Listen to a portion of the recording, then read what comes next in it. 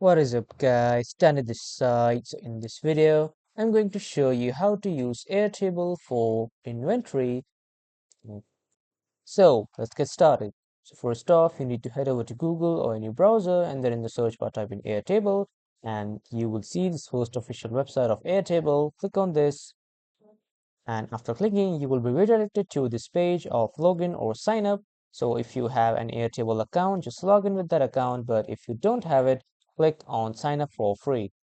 And after signing up or logging in, when you click on this cross button on the right side, you will see the option to create a blank tab. Click on create and from here, you can create your new blank tab. Now, after coming here, you first need to change the name to, let's say, inventory, because we are creating an inventory. And then you can change the appearance icon to any color that you want. And you can also change the icon, or you can add an icon if you want.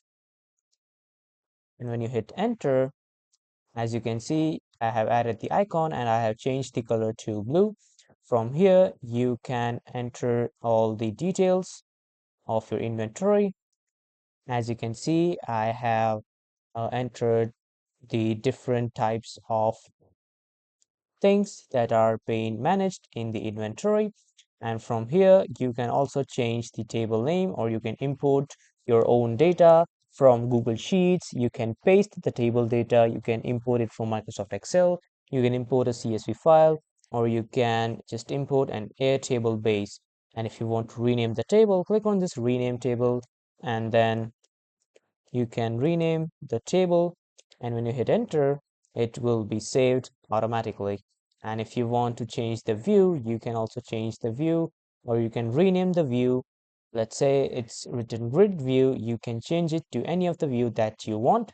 And this is how you can use Airtable for managing your inventory or creating your inventory. And that was all for this video, everyone. And from here, you can just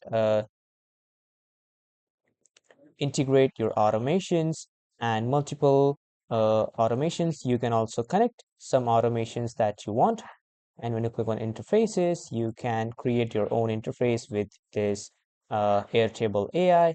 And if you want to create your form, you can also create a form from here on the Airtable. So that was all for this video, everyone. Thank you for watching.